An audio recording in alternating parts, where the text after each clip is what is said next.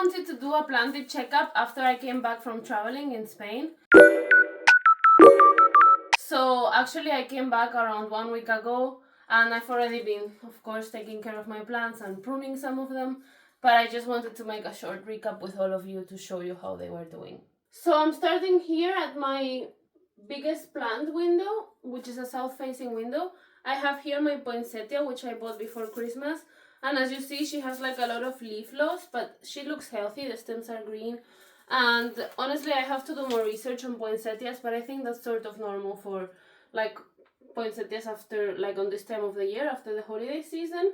And I think I just have to prune it a bit, readjust the light conditions, and she'll start making green leaves and she'll flower again next year.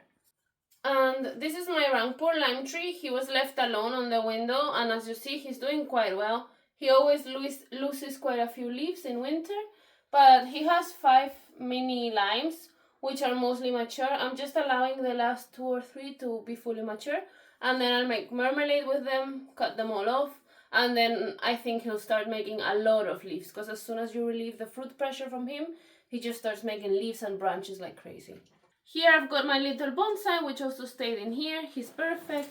And this Heuchera coral bell, she's also doing good. She went to my parents-in-law, but she's fine, she's normal. And here my biggest avocado tree.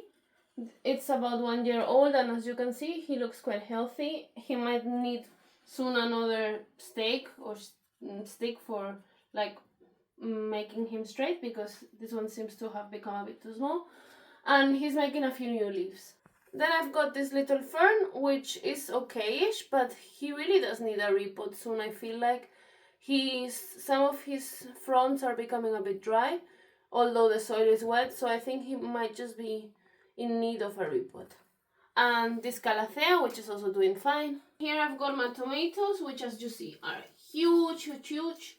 They've continued growing like when I was not here, even though they didn't have their grow light.